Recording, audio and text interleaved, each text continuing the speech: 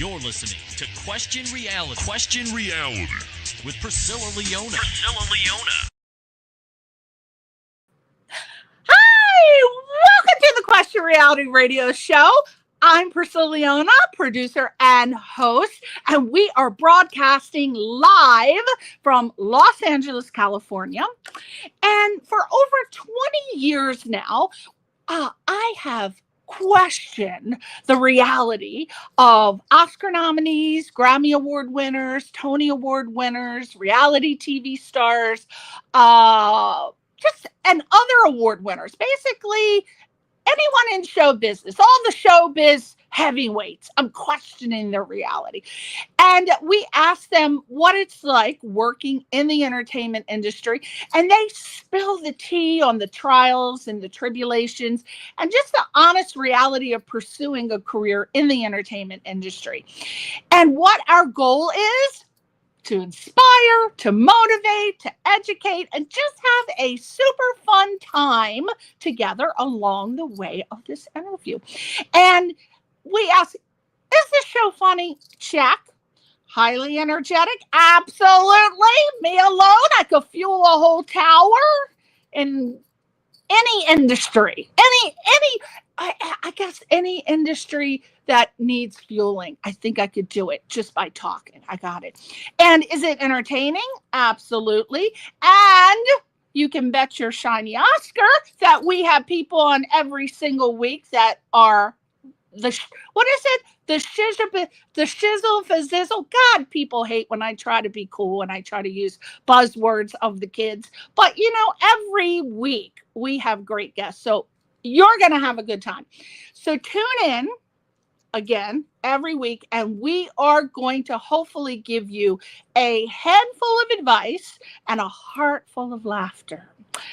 There we go. Now, if you want to be booked on the show, or if you know someone that wants to be booked on the show, please reach out to us via our website, which is questionrealityradioshow.com, or you can email me directly, priscillaleona@yahoo.com. So again, that's questionrealityradioshow.com or priscillaleona@yahoo.com.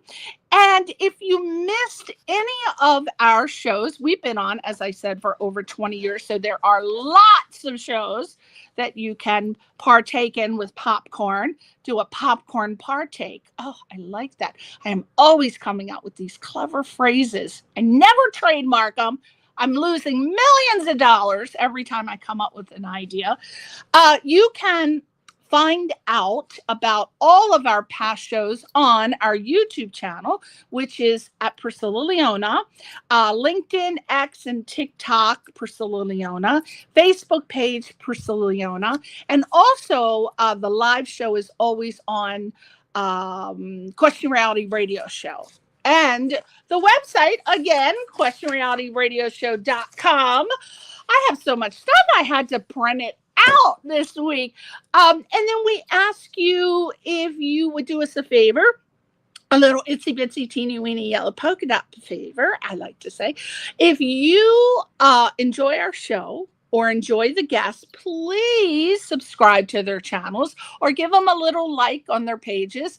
And I will give you their social media sites and websites probably at the end of the show. I might do it in the middle. I usually do it at the end. But again, thank you so much. And if you become a new subscriber or follower, we have someone that checks that, and I will send you out a personal thank you, because I just think if you follow someone, you should be reciprocated. So I will take care of that for you. You know what? I'm going to do it right now. Let's talk about the guest today. I just can't stand it. Let's make sure we give you their social media information. Okay. On Instagram, they are at Volxtronic. I'm glad I didn't have a cocktail before I said that. All right, let's say that.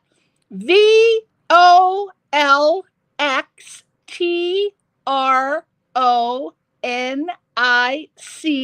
And there you see the cute little duo, Fairytale Fetish. Volxtronic, and also Instagram for Christina Linhardt, and that is her name, ChristianaLinhardt.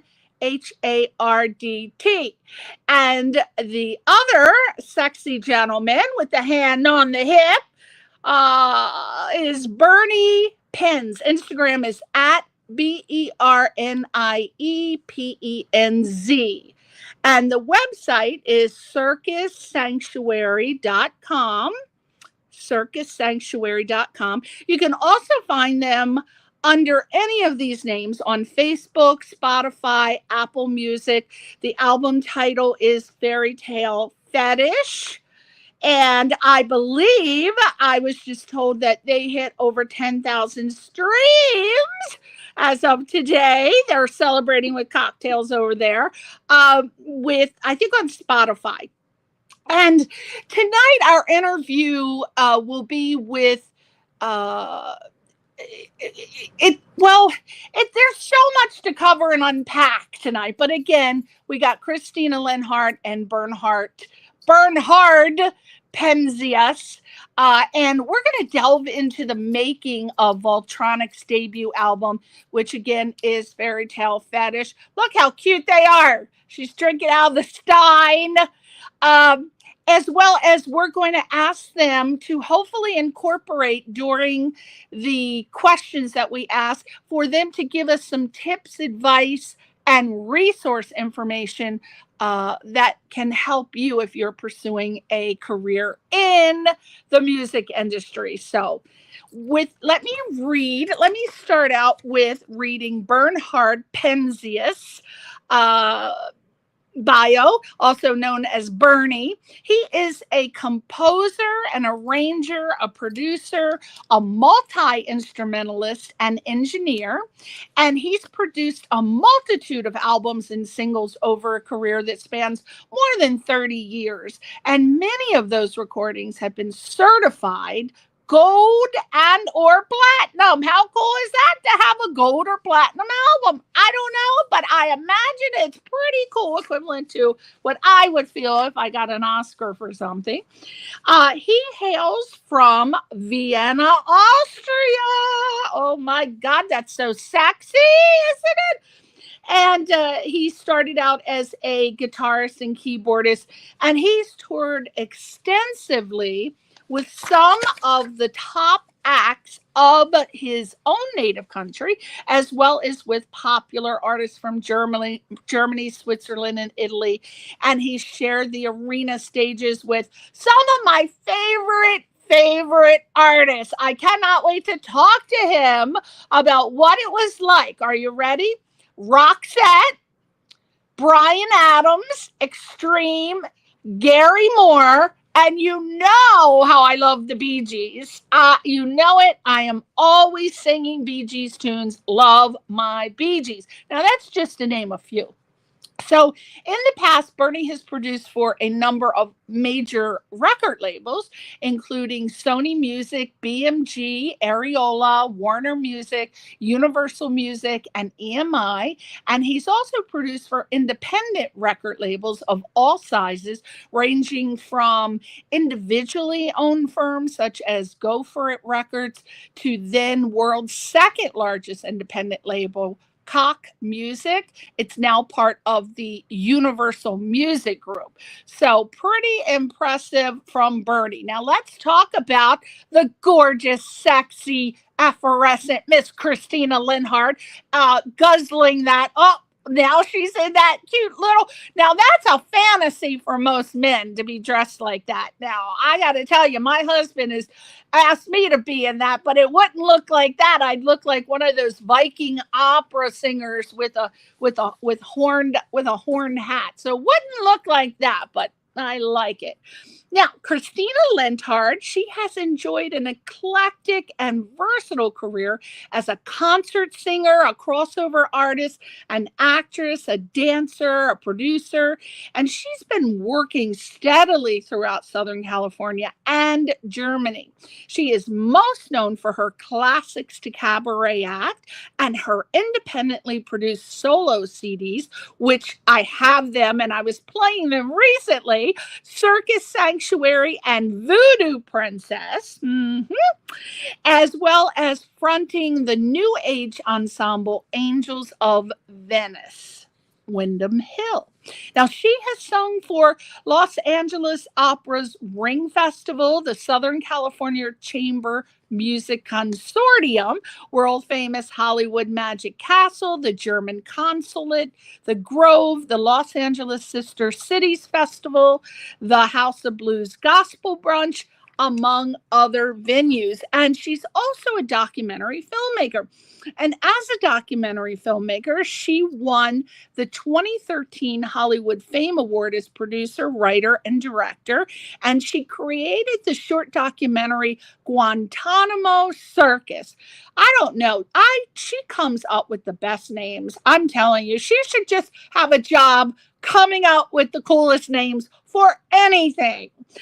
Also, she produced the short documentary Lady Boy at Heartland Film Festival's first ever Pride Stride.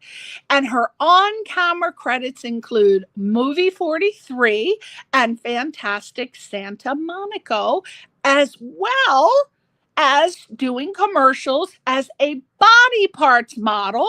And some of her campaigns include Lexus, Nestle, Mattel, Seed Probiotics, Hot Wheels, Denny's, Target, Pop Sugar, and the list goes on. Now, Christina believes in the healing power of the arts and works as a theater therapist, conducting workshops with mentally ill and PTSD veterans. I don't know how I got all of that out. My God, I need a cocktail now myself or a spritz of water on my tongue. Woo, that's a lot. They have impressive bios, and those are only the short bios. So we're going to talk tonight about Fairytale Fetish, their latest their debut album. I don't believe they worked together before on an album, hence the word debut, but we are going to find out about them. And right now, without further ado, let's see them live. That's me live. That's me. There they are. Woo! Wasn't that a mouthful? Yeah, oh, that's beautiful. We fell in love with ourselves hearing this. I like that. Woo! My God. Now, let's talk about the origin and concept. So we'll start with you, Christina. How did the two of you meet? So it was amidst the Santa Monica Mountains, Topanga Canyon, and anything that's in Topanga is magical. And I was invited to a show up in someone's private estate in Topanga, but it's hippie haven, it's Bohemian, and Bernie was playing. I mean, it was just a great band. Was it Kummerspeck? Kummerspeck, yeah. His band Kummerspeck, and they do all these covers, and they're all fantastic. It's Topanga people. And then a friend of mine told me he's a producer, and so I said, hey. And that was that. Well, Volxtronics, right? I always want to put an X on the end of that. There's something wrong with me. How did you come up with the name? And also, what is the origin story for the album title, which I lost my mind over, Fairytale Fetish? This could be a soft sex porn movie title. I love it. I know Bernie's all over that title. I mean, so who came up with that title, and then Volxtronics as well? I knew it was Christina. I knew it was her. She comes up with the coolest names, Bernie, doesn't she?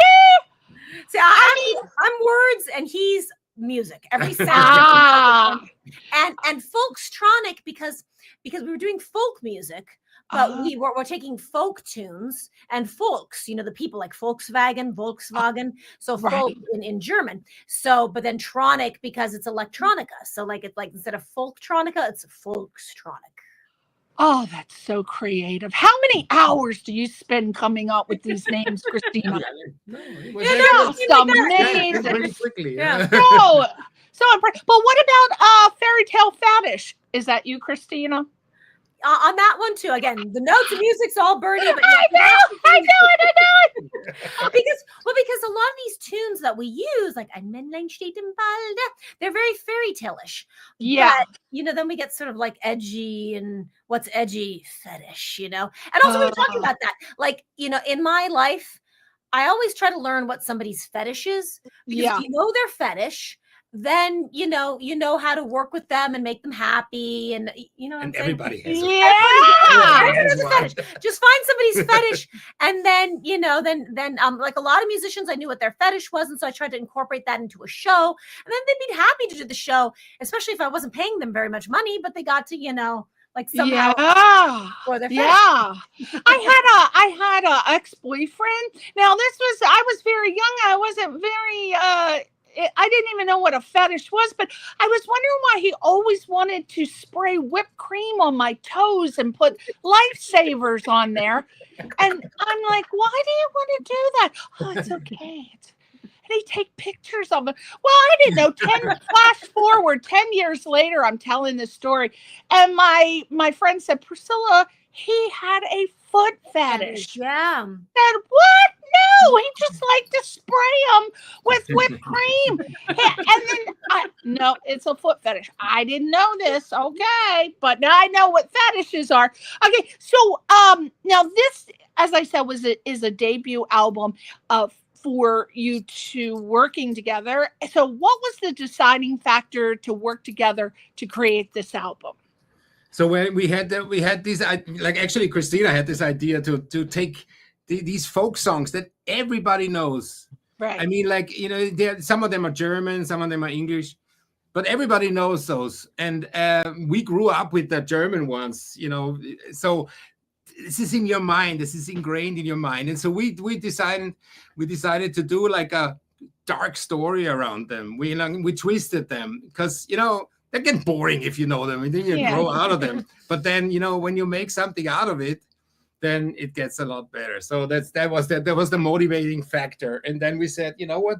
We like electronic music. I mean, we like all kinds of music, but we just decided to do this electronically, and it turned out into something very unique, I think. What inspired you guys to create the album that blends the European folk tunes and the dark electronics? Because people don't know this, but there's light, bright, happy electronics, and then there's dark, dark, dark. Was it the songs that made you get that dark electronic feel, or how does that work? Well, I think because we have these childlike tunes, things like,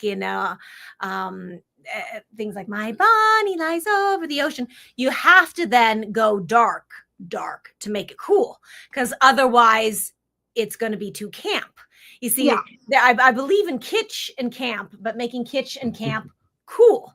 And so in order to do that, you got to go dark. It's kind of like that whole goth thing where you see the goth girls who are so like goth, but then they wear the little girly barrettes. It's kind of like Also, if you look at movies, the cool guys are always the bad guys. The darkness is actually a cool factor. Right. So that's that's what we went for. Right. Well, a lot of people, I don't think they really realize when you're singing nursery rhyme songs and for example, it sounds so happy, but yet if you listen to it, that's some sinister shit. Like, what's that one about the baby in the tree and it falls? Rockabye baby on a treetop. When the wind blows, the cradle will rock. What is it, Christina? When the bow breaks, the cradle will fall, and down will come baby cradle. How the hell is that a happy song, I swear. And then there's Peter Pumpkin Eater had a wife and couldn't keep her, and then he ended up killing her at some point. But if you listen to those damn nursery rhymes, that is some dark ass shit. I'm telling you, that's amazing. I don't know. Yeah, because we have London Bridge. London Bridge, Bridge is falling down. It's falling down, so it's falling down like everyone's dying. My fair lady. It's crazy. People listen to those damn nursery rhyme songs and then get Christina and Bernie to write a song for you. Now let's talk about the collaboration. What was the collaboration process like while working on this album? A lot of people cannot work together. They can be friends forever and then they try to collaborate and you just don't know how you're supposed to sync with each other. So see, we started working together and then we became friends. Right, exactly. We knew we could work together.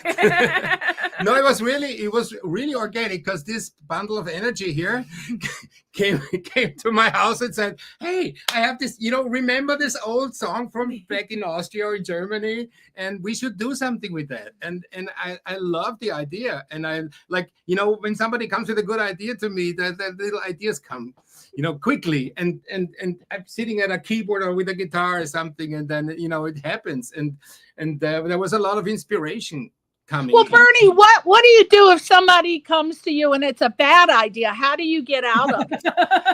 Well, no, I have this problem. I'm pretty honest. So sometimes I have to warn people. He's Austrian. I do not like your idea.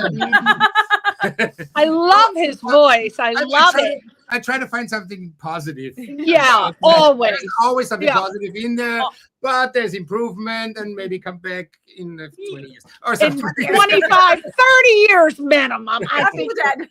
And yeah, go ahead. Oh, yeah, because I don't know because we talked about this beforehand, but I don't know if the viewers know that this is Bernie's private home studio.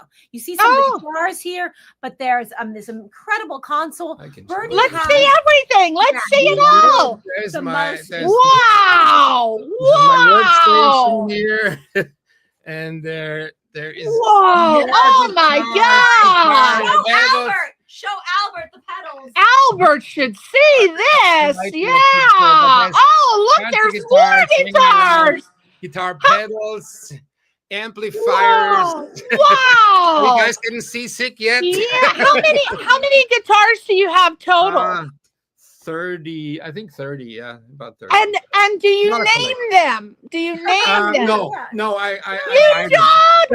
I own them.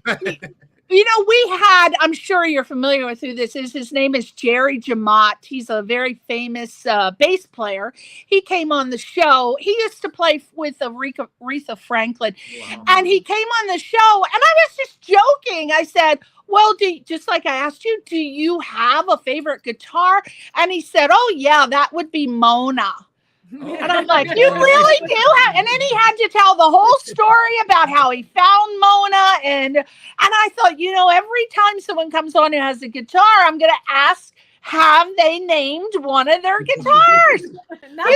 Well, I can start naming them. Yeah, we're going to name all of them. First one, you got to go get your favorite one, and it's got to be named something. We're going to name it. This is Blondie. Blondie is older than myself. She's from 1952. Wow. And she likes to make music. See that? Blondie, you do name your guitars. No, he said Blondie. He just did. Well, now he has to keep it forever. It's got to be Blondie. Or Blondchen in German. From Blondie and Dagwood.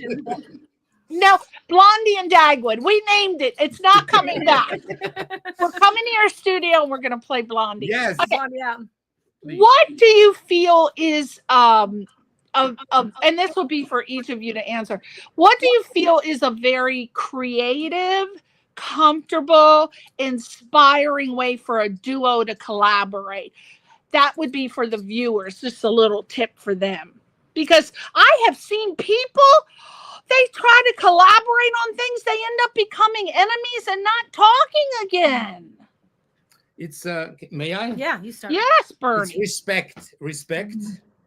and it's the ability to let go. You have an idea, you come up with an idea, and it's your baby. You know, it's the best thing in the world because you came up with it. Yeah. But then the other person says, you know what? Maybe there's something better. Let's work on that. So this is what I learned from working with people is that you have to respect them. Yeah. And you have to be ready to let that baby get into the water.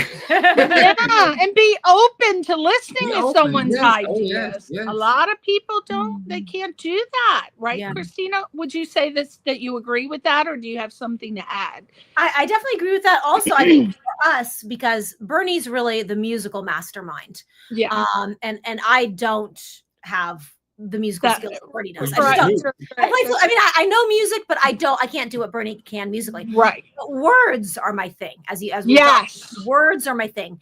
And then the overall brush stroke of an idea of putting together things. So that's more for me. And visuals too, as we'll see in the videos. But so for me, it was great because, you know, I just can't do what Bernie can do musically. He can do everything musically and the sounds he has. And me, it's words and then like the story. It's all about story. So that works too, is when you have two people who have things that they need together, you know. Compliment. If a duo got together and they were trying to do and achieve what you have done, and they had a kerfuffle, what would you say would be how to solve it and get back to the beauty of making the album? Have a good lawyer. No. No, I would say, okay, I'll start you out. I would start you out, and I've been doing this for so many years and talked to so many Grammy producers that what is consistently said among them is to make sure, and you tell me if this is right, Bernie, to make sure that you establish all the business fluidity in the beginning. Who's going to get credit for this? Who's going to get credit for that? And that has to be done because it seems like that's a subject that people don't want to talk about because they don't want to offend the other person. And then once it's done, then there's always a problem with I did more on this, I did more on that. So is that true, Bernie? Absolutely. And I do this with every one of my clients that I collaborate with. It's like, you know, you get this out of the way. You start, you might have an idea together, you get excited, but then I always stop it for a moment and say, okay, let's get this out of the way. How are we going to split this? How are we going to do this? And usually it works out, actually. I mean, it's like, there's no doubt anymore. Right. And then you can get all creative, and then there's nothing in the way in business stuff. And now that's verbally. How do you suggest, because verbal contracts exist, yes, but nothing beats written contracts. Do you suggest that they get a lawyer, do legal Zoom? How would you suggest that be done? Yeah, well, I mean, like it's not a bad idea to have like a deal memo together, you know, a one sheet that outlines what you want to do. But actually, we never had that. Yeah, so we don't have the deal memo, but what we did was we copyright it. Yeah. So I'd say tell everyone copyright it, and we decided 50-50. So the copyright, it's Lennon McCartney. Yeah, exactly right. Exactly. It's near impossible to break a copyright. So we copyright it together and then register it together with whatever your like ASCAP or BMI. So this is for anybody who's just starting out. Copyright. And we decided 50-50 now, because I know that the Go-Go's, if you watch their documentary, there's so much animosity in that group because a couple of the girls wrote the tunes and the others didn't. And so some were really, really rich and some were just kind of rich. Yeah. Whereas the Red Hot Chili Peppers, they just do everything equal shares. Yeah. The drummer might not have written as much as the melody. Right. Keep the piece of the band. Yeah. So in some ways, they're all selling it. So, yeah. So I am so glad, Christina, you brought up the Go-Go's, because my friend John, his sister is Gina Schock from the Go-Go's. So while they were just getting together, I heard the scoop. They're possibly going to get together and form a band. Then when they were in the band, I heard all the excitement. Then after the band, dun dun dun, drama, drama, drama, and I still hear about it. But yes, there's still a lot of animosity, and it's because they were musicians before they were business people. But it's so hard because our musicians are artists. You're creators. Your minds don't always think about the business aspect. But so I'm so glad you brought that up because it is so true. And that's one thing that she said is, if I had to do it all over again, I'd say, where's the pen? I'm going to sign a contract. We got to sign a contract. But so I want to get that tip out to the audience. It's wonderful to collaborate, but I like what Christina said, 50-50. And I also agree, if there's 4 people, 6 people, 7 people, it should all be split down the middle. I mean, look at what happened with the Eagles. For God's sakes, it was a big mess. So try to, this is for the audience, make sure that you get it in writing, and then also try to split everything equally, for goodness sake. And then copyright as soon as possible. Copyright, because if anything goes to court, it is very hard to, you can't even break a copyright. You have to ask for it to be made null. Right. Yeah. So once it's copywritten, everybody has to agree. Yeah, because I had a friend, a couple people, I won't mention what the project was, but they were doing a documentary together, and one of the filmmakers went and copywrote it without the other one's permission and only in his name. And the other one then had no claim to the documentary. Even though he had made it. He had no claim. So it's good to, so that's what we sat together and copywrote it together on the on his computer, and then also did the How do you avoid that? I mean, how do you know somebody's going off copywriting it? And should it all just be discussed as a group first, like a little band? Should they all discuss it? But what if one of them goes off before talking to the other ones and does it? It happened. There was somebody I know. There's bad people. Yeah, it happened. Like somebody I knew, he was in a band, and the wife trademarked the band's name, and they were a well-known band, and so they couldn't use that name. So then they just had to change their name. So it can happen. So wow, a lot of people don't know that. All these things become problems if it gets successful. There's no success in it. Right. Well, we gotta go into it thinking we're gonna be huge. It's really good to give the audience that, because I swear there are so many people who don't think about the business aspect, but it's called show business. So you got to think about the business. You are an entrepreneur, whether you're a musician or an actress or a model. So you got to think of yourself like that. You're in charge of every department, whether you like it or not. Hopefully you're good in the sales department and start selling some shit. There's a beauty in it, and there's a beast in it. Right. Yeah. Oh, I like that, Bernie. There is the music is the beauty, and the beast is the business. Can I wait a minute? Talking about copyrights, can I use that term, Bernie? Can I? We have it on. Register patent. Trademark. I'm gonna get registered. Now let's talk about the album's theme. So the album covers what I love, the 7 deadly sins. I don't know who came up. I imagine Christina. How did you decide on the 7 deadly sins theme? Brilliant. Am I talking about somebody else? You came up with it, right, Christina? Well, Fairytale Fetish. So I don't know about 7 deadly sins, but that's you. Oh, you didn't know that. Okay, so No, you're right. I did. That was one of the things I wrote. You're right. I'm sorry. You're so right. I am very accurate with my information, being a quarter German. I forgot what I wrote. You're right. That the 7, because we had 7 songs, and I said the 7 deadly sins. Right. You had me thinking I made a mistake, and that's unacceptable in the German culture. I know. I would have been upset with myself. I write these things, and then I just forget. Yeah, me too. Yeah. Again, it's all about that sort of the dark and edgy, because I like to combine that cutesy, the dirndl and the kitsch and the schlag, but then you got to make it dark to make it cool. So everybody loves a good schlong, but now that we're talking, schlag, but I had to do it.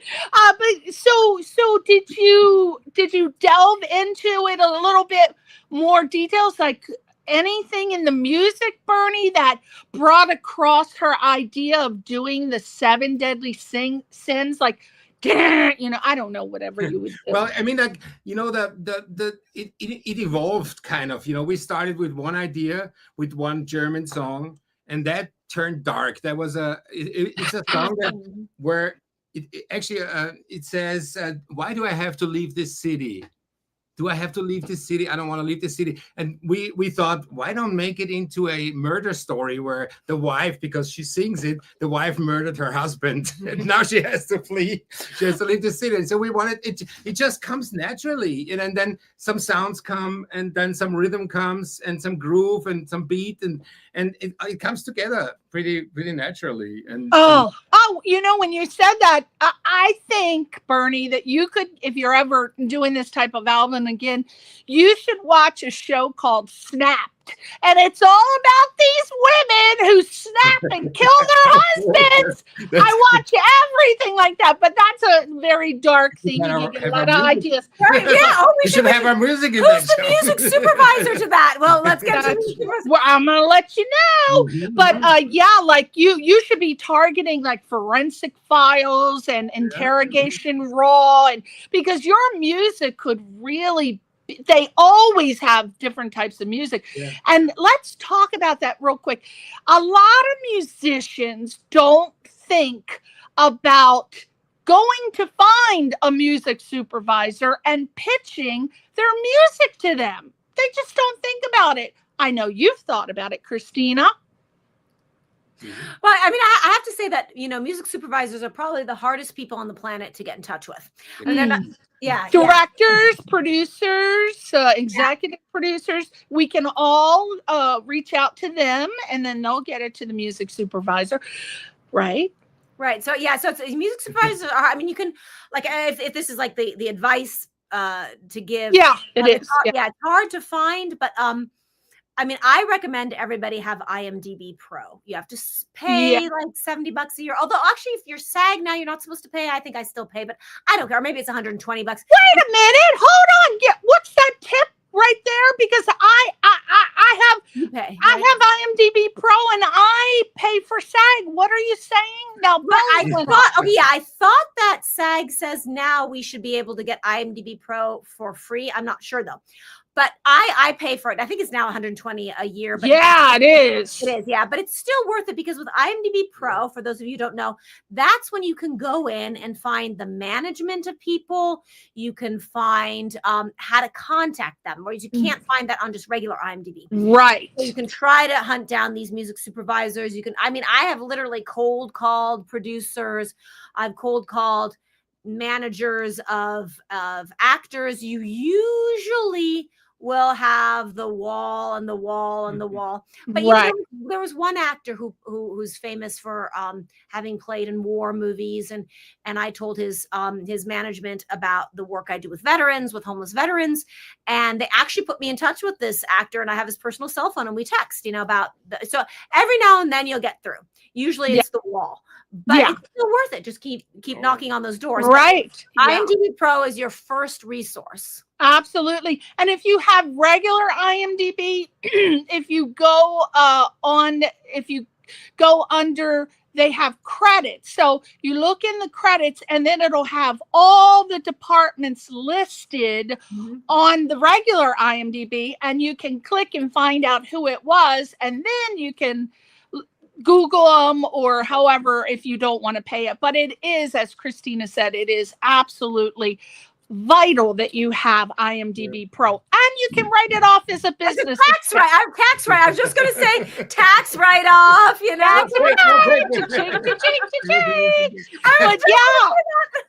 Always, always. Now, so can you, either one of you, share any interesting stories about the specific tracks that you created? Like maybe a funny story, interesting story, something bizarre. You met a sex worker while you had one of the songs playing, and they felt a little special. Well, there's one girl who inspired one of the songs. We both had a crush on her. Okay. We're not reveal too much. No, we're not going to say who. No, don't say her name. We'll get sued. We had a crush on a girl. But we can say what song relates to it. Yeah, say the song. The song Scabo Fair. Oh, I love that song. Which this brilliant person made into a lesbian spy story. Because I was into the girl, he was into the girl. We're both married. I mean, I'm married to a man, he's married to a woman, but we both thought we both think this girl's hot. She actually downloaded our album, actually. She's like the only other person who downloaded it. She's even hotter now. She's even hotter now. And so, because we met her at the Austrian consulate, and she's actually genius too. She's hot and she's a genius. And I'm like, okay, I'm telling the story, I'm singing it, I'm the words person, I get to have the lesbian affair with her in the song. And so we just made up this fantasy about her being a spy. I don't know if she really is a spy, but we made up this fantasy. I mean, she's smart enough that she could have been a spy. Yeah. Which makes so is she living in Austria, or is she here in LA? We won't say too much. Yeah, well, I can say more, but yeah. If I say enough, it'll give away, because like. Oh, all right. Well, PM me. PM me. I want to know. I want to bring her on the show. That's why I'm asking, because I'm like, ooh, that sounds like a great candidate for a guest on my show. She would be.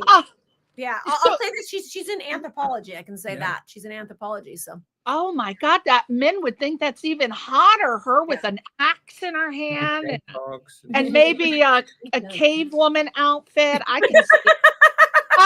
I can see that Christina can see it. That's what I'm seeing. So let's talk about the song selection. Am I pronouncing this right? Augustin. Okay. Yeah. Augustin, London Bridge, and My Bonnie are all what I feel. They're just, when I listened to them, they were just hauntingly familiar songs, right?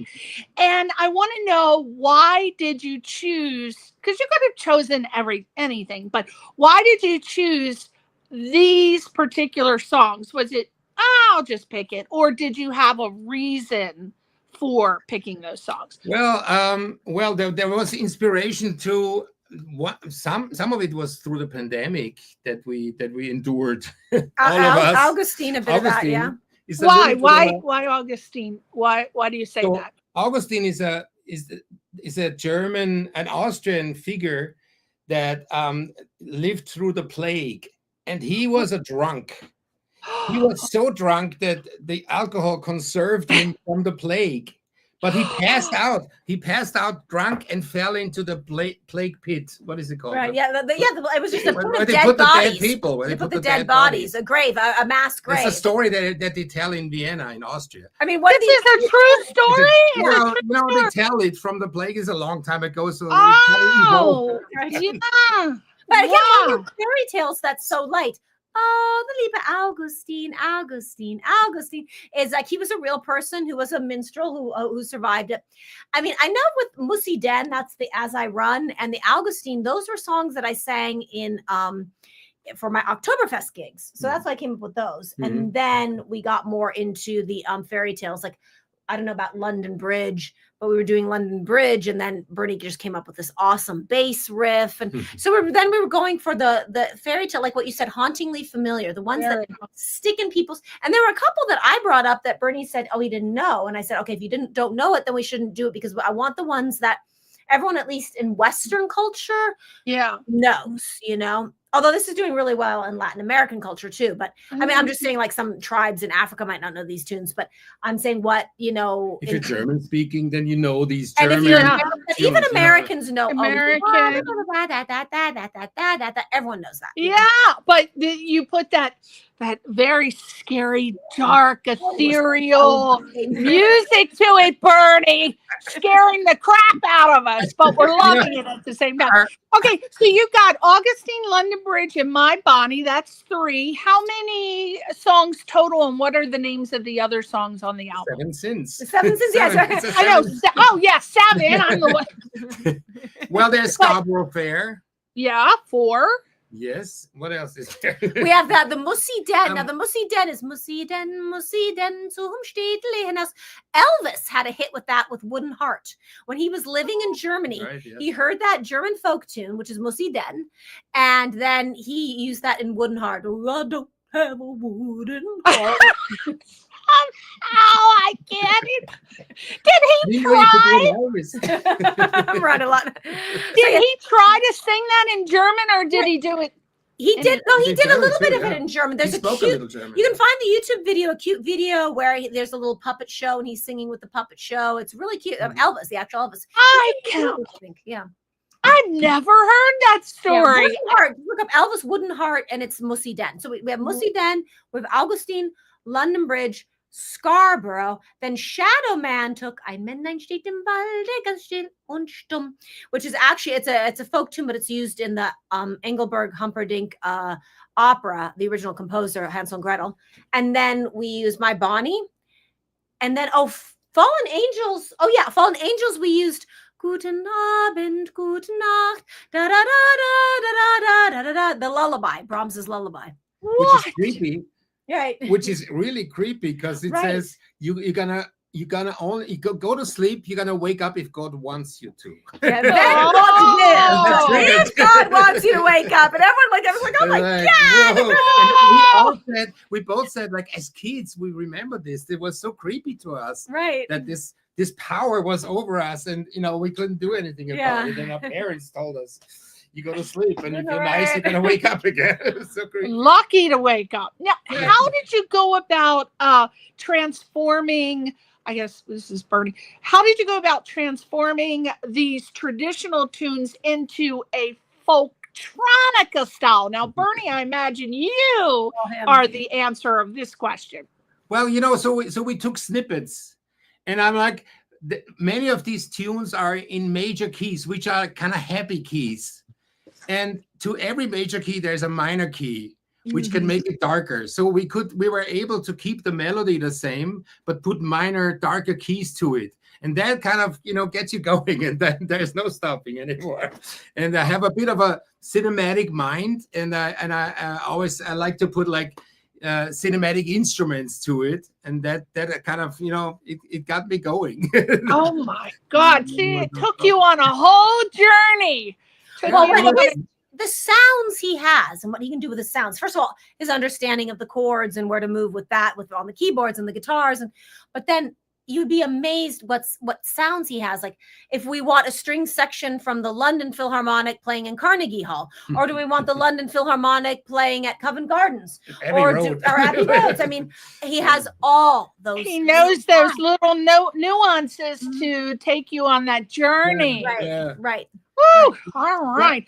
And I always like to find awkward sounds that everybody uses, and it's everybody makes music these days, so it's the combination of things that hopefully make this interesting. That is my motivation for the game. Well, you know what, Bernie? I am gonna throw you something, and it's gonna blow your mind. Probably not, because you're so experienced. You probably know this already. But okay, so I'm having my annual Christmas party next Saturday, and I have been searching for years for this one particular person to play this instrument. No one knows how to play this instrument. Can you help me? I am looking for a person to play the theremin. Oh. Does he have a theremin? Wait. Oh, he better not. He better stop it. I was looking for. You mean a theremin?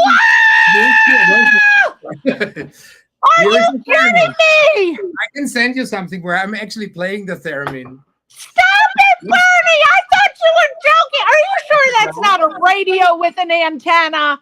No, it's a theremin. How come we haven't used this before? Well, I don't know. It's the theremin. I use the theremin when we're running out of ideas. How do you play that? Okay, so I heard it on the there is a British show that I watch, and it's been on for like 25 years, and it's called Murder Mysteries. Do you know the way? And anyway, it starts with and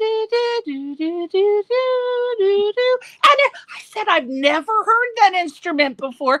And it turns out it's a theremin. I had to look it up, but there are no people that play the theremin. Oh no, there's people who play orchestra pieces with it, and it's one of the hardest instruments to play. I haven't mastered it, I have to admit. It's because you never touch it. So how do you play that? Do you just plug it in, or? Yeah, you plug it in. You can plug it into an amp. You saw all my pedals. I plug it into all these pedals and I make crazy noises with it to mask the fact that I cannot actually play. But so you don't just plug it in and go like that, because I know it's no. People don't understand. There's not. You play it with your fingers, people. I wish he could show us an example, but I don't have it plugged in right now. You don't have it plugged in. Darn it. Wow. Well, you know what? Let him go off and plug it in, and then I'll ask you a question. I'll move on. I can't believe he plays the theremin. That is blowing my mind right now. Well, I know I'm a hire from a next party. Oh, I probably can't afford him, but I'm sure he's negotiating. I'm his agent too. We can negotiate. Yeah, I said we'll negotiate. Okay, so what we're gonna do now is while Bernie is looking for the plug-in for the theremin, we're gonna have the executive producer. If you've fallen asleep, that's your cue. We are going to play your YouTube videos for Volxtronic. It is going to be a smash up. One video is going to be a smash up, and the other one is called Augustin. Why don't you set us up for what people are about to watch in the video? So the smash up is 3 of our songs: Mussi Den, or As I Run, going into Augustin, and then going into London Bridge. And then the other one is purely a music video for Augustin. And my husband, John, created all these videos. I did the artistic direction and what I wanted, but my husband, John, filmed these and edited. So I think he's a great videographer. In the smash up, in the first scene, you'll see a lot of Krampus, and the Krampus is a big thing now. That's the Christmas devil. So you see a lot of that in the first part of the smash up. So in English, it's Krampus. Everyone has seen that movie. Fantastic. One of my favorite Christmas movies, because I get so tired of the same old, during COVID, I watched 114 Hallmark Christmas movies. And it's the same thing. Boy meets girl, boy loses. Girl meets boy, girl loses boy. There's some selling of property. There's some farm animals, and it's rinse and repeat. Well, Krampus is a totally different take on a Christmas movie. So for those of you looking for something different, Krampus. All right. So without further ado, let's watch Volxtronic. I got to practice that. Volxtronic. Volxtronics. Up in Augustin. And when we come back, Bernie is going to play the theremin. Unexpected treat. I can't believe it. It's going to be your Christmas present, people. Okay, so let's play the video. Yay!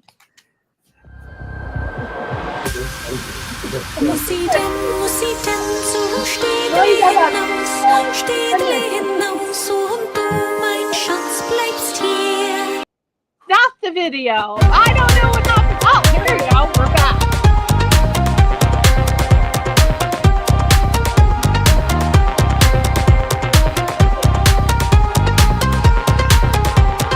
We got all this and then the outro.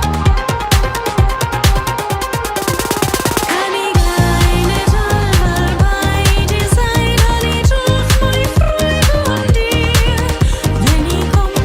komm, wenn ich wieder komm.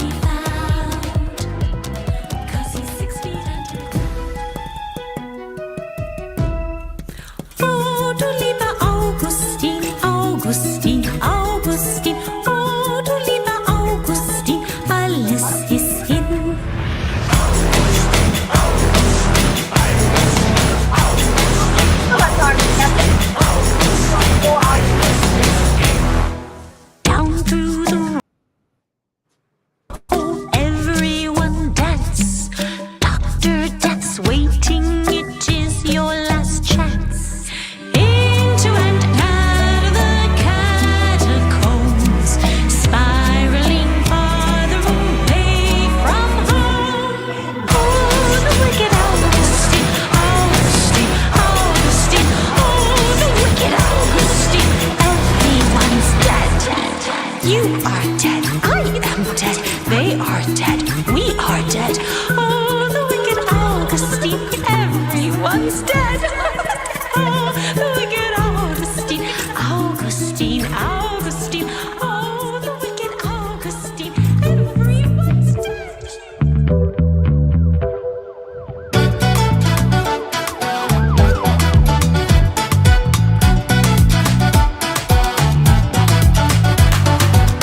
I see the foundations on fire.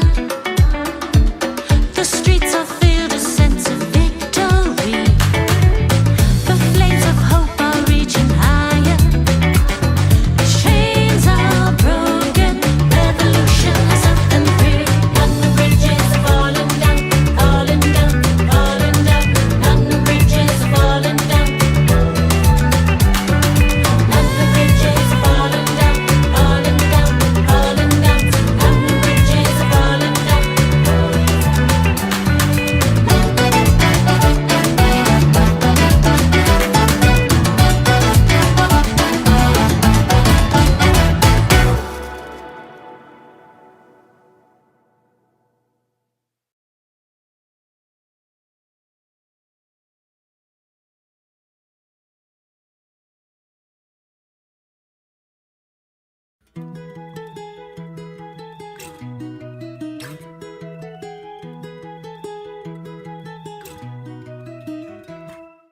Oh, du lieber Augustin, Augustin, Augustin. Oh, du lieber Augustin, alles ist hin.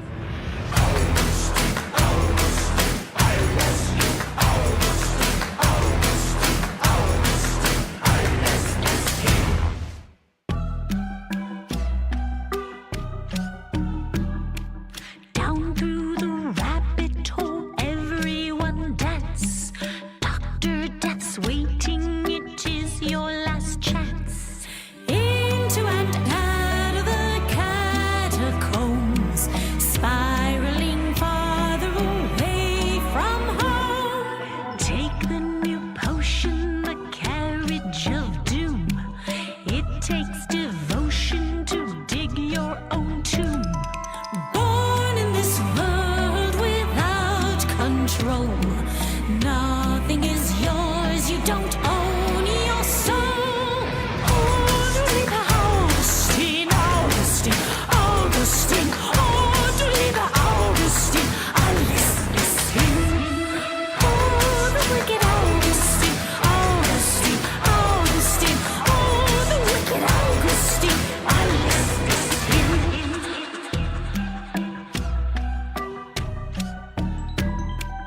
Everything, everywhere, all that you know. Dr. Death's watching wherever you go. Digging your way out of misery. The answer is not what it seems to be. Oh, du lieber Augustin, Augustin, Augustin. Oh, du lieber Augustin, alles ist hin. Oh, the wicked Augustin, Augustin, Augustin. Oh, the wicked Augustin, everyone's dead. You are dead. I am dead. They are dead. We are dead. Oh, the wicked Augustin, everyone's dead. Oh, du lieber Augustin, Augustin, Augustin. Oh, du lieber Augustin, wo bist du? Wo bist du?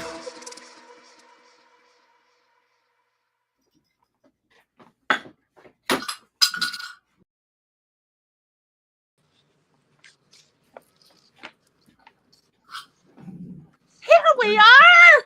Oh, keep going. Getting there, getting there. Keep going. Wasn't, oh my God, I got to tell you, John did a great job on those music videos. Yeah, he's a Oh, great video maker, I think. Yes. Yeah, he really I'm is. going to have to hire, but he only is your, oh, somebody says, wow, that is awesome. That gives me childhood of the 80s themes and gives a Halloween MTV videos. Love it. Thank you, Rico No Thank you, Suave. Rico.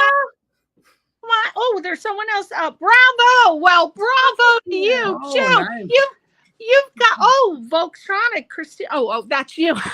Well, Rico, you've got to offer Christina and Bernie to come on your show. Aren't they the best guests? He has a very popular show in Chicago. Oh, cool. Yeah, you got to definitely have them on the show. Now, Bernie, you keep on working, child. Let me get I'm ready. Oh my God. I love this. So you came up with the concept, right? Of this real quick, both the videos you came up with. Yeah, the videos, I came up with the concept, and actually the Augustin was shot in my home, in our home. John's in my home. That's what our home looks like. I love in the video how you went traipsing your little butt down the street. I think that was in front of that was After, right? Yeah, every indie band used that. I know. I've seen it.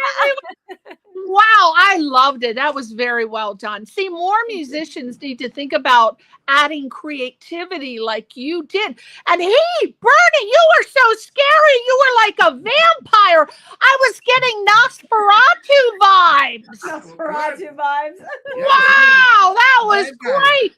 Wow, I love it. Okay, so if you want to see that again, go on YouTube. It's under their name, Volxtronic, Volxtronic, and you can see it again. And make sure you subscribe to their channel and also give them a little thumb up. Now, we have a special treat. I was not expecting this, people.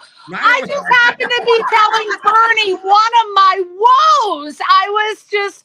And then he pulls out a damn theremin. Okay, so I'm going to let him tell you what this is because I couldn't describe it. Can you tell us what is the theremin? Anything you know about it? The theremin was invented in Russia, I think, in the early 20th century. And it's one of the first electronic instruments. And it has two antennas that you never touch unless you want no sound. This antenna here is for the volume. Okay. This one is for the pitch of the note. And it takes a lot of body, a lot of the ability to hold your body very still to actually produce real melodies. It's really hard, and I cannot really do it. I can only show you the fun part about it. So what you do is you switch it on, and here. I think they also played the theme song for Doctor Who with that as well, if you're familiar with that. So the further away you go with your hand, the louder it gets.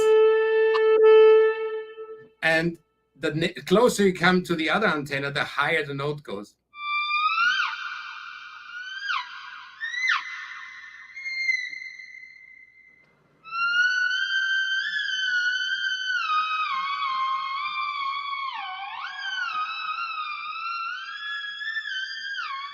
There's a choreography of the fingers that I haven't mastered, obviously. Wow.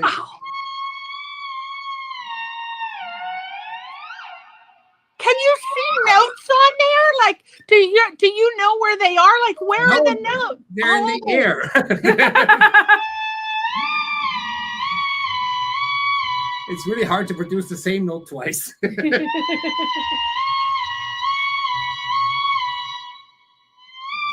So I use it for effects.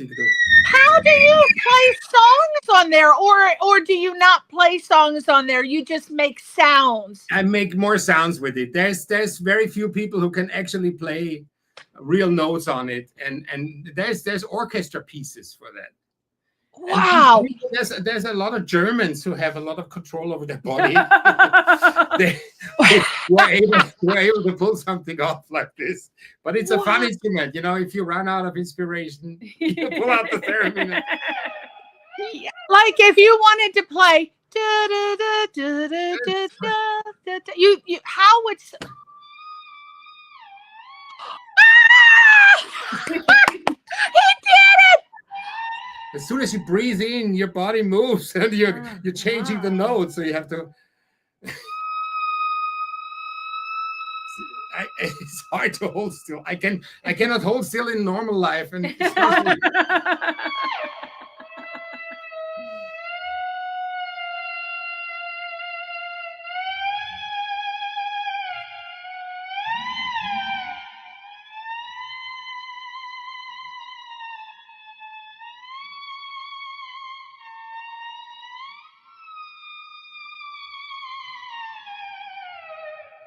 Wow! Wow! Wow! I just started hearing Phantom of the Opera. Yes, I start, you gotta learn more on there. I should. I want to hire you to play song. I don't know what. I'll play on your birthday party on your 30th. Yay! On your 30th birthday. Well, I never turn. I'm 29 forever. But maybe if you're available, I'm having a birthday party for Albert on February 22nd. It's a Saturday. You can be the special guest star. And then Theremin. Once at the Magic Castle and then once at Cal Tech. I did a duo with the Theremin. Oh wow! And it was the Dueling Divas. And so you just make noise, you go, "Woo," whatever.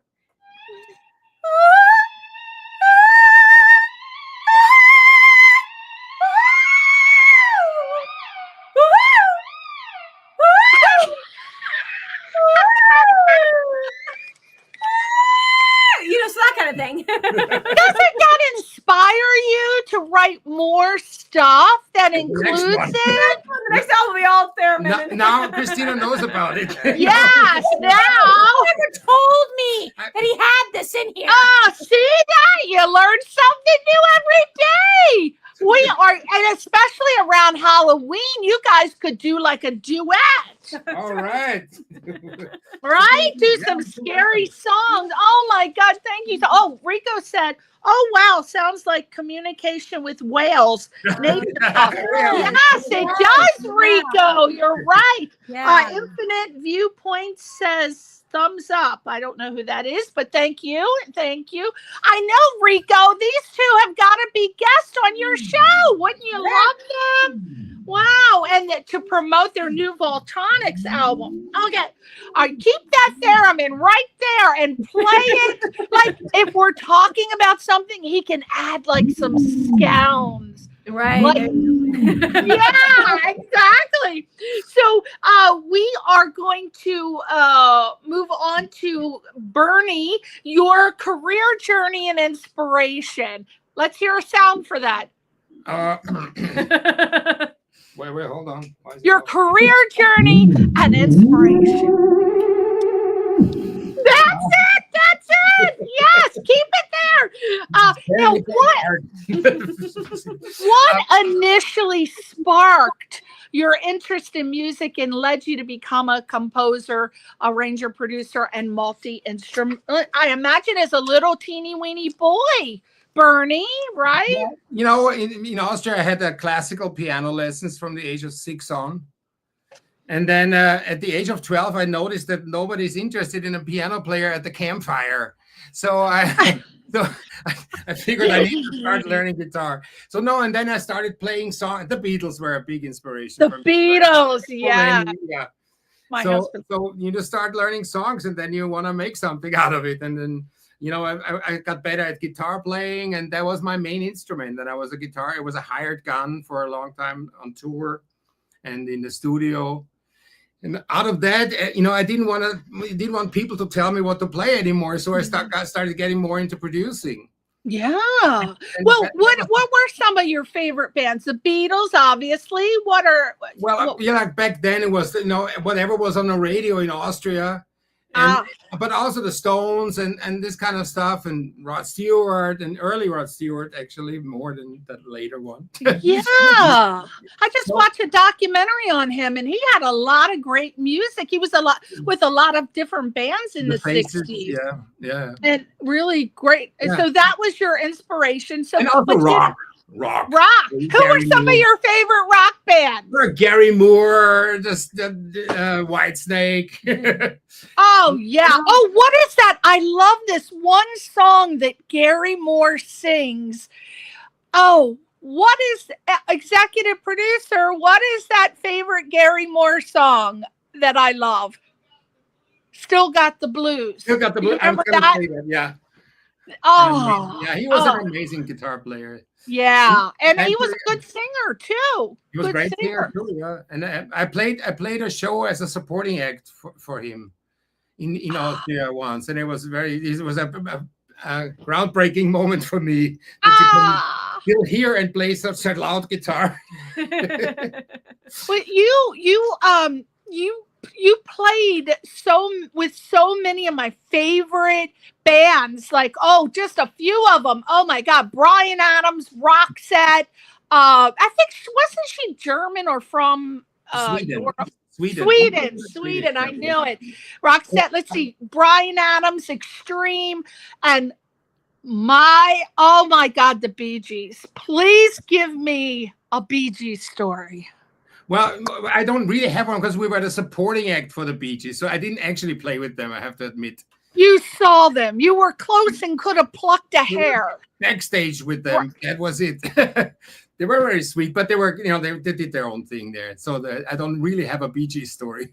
I'll make something up. Okay, they were make something up.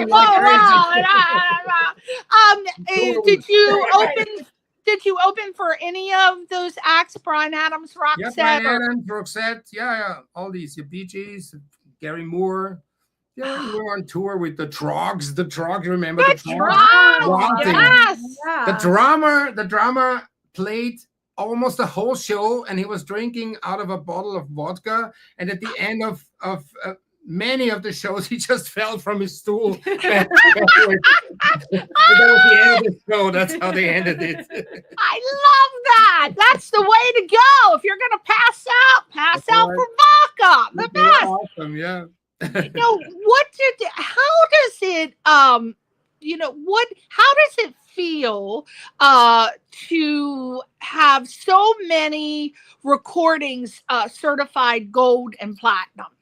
What's that? I imagine it feels good. It's a great honor. I mean, like it's similar to that feeling when you hear your first song ever on the radio that you wrote or produced or played on. This excitement carries on into later life if you get awarded for something that you worked on hard. You feel like this is a justification for the hard work and for all the years that go before that. So what's the first song that you can remember that you got a tingle? The first song that I got on the radio. That you were excited about, like, oh my God, it's my song. There was a band from Austria that doesn't exist anymore and nobody knows about it anymore. But we had one song that we finally got on the radio, and I remember I was driving in the car and it was like the best moment of my life, like to hear it announced, and then I couldn't believe that they're gonna play our song. It was just. Oh, that must have been so exciting! Yeah. Will you remember the name of it? What was the name? You remember the name of it? That's all right. We'll circle around and come back. You think about that. It's hard to remember. It was a long time ago. Remember. That was early 80s. Oh my God, that's gotta. And you've had so many. Ramatama was the name of the band. Ramatama. How does that go? There's a website. There's nothing. There was no social media, nothing. But it's got the song's got to be somewhere. It might be up on YouTube or somebody has. Yeah, Ramatama. We're gonna look it up now. Bernie, how has touring with some of the top acts from Austria and Germany and Switzerland and Italy, how has it really, what would you say that it influenced your, I guess back then maybe compared to now? How did it influence your music? All working in all those different countries. Well, quite a bit of the bands that I toured with, I also produced. So there was another justification to see people react to the songs that I worked on and that we all worked on together. So that was really great. It was very. The first tours were very simple. We had one car and we had to pack everything in one car and then drive to the next. But this is like the typical cars. You had a car. Usually they have buses. Cars are better. You would think a bus would be better, a tour bus, but we didn't have that. No, but I think a car's better. You can't have as many people stinking the place up. But since then, I'm really good in putting stuff in small spaces. You small spaces. You learned that. You learned how to pack. nobody, you hone your skills, and you also see when you play in front of an audience, you see what works and what doesn't. Yeah. What people react to. If there's no emotional reaction from your audience, then you didn't get it right. So something happened. Well, it's also different. I would imagine playing, say, for example, Austria, Germany, Switzerland, Italy. They're not always going to react the same way. For example, if you play in Japan and then you play in Spain, the audience reaction is going to differ somewhat to different songs. So very interesting. I'm always very amazed that so many Japanese people, Asian people liked One Direction, one of my favorite bands of all times, because they're a boy pop band. And I just thought, that's so odd that they're so excited about One Direction. It just didn't seem like it would be, but it was. All right. So we're going to talk about the industry insights and your challenges. Oh, we should hear a theremin sound. Okay. So industry insights and challenges.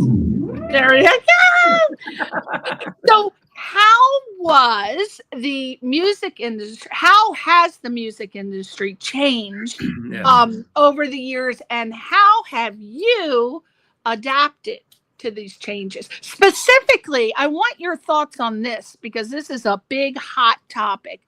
AI.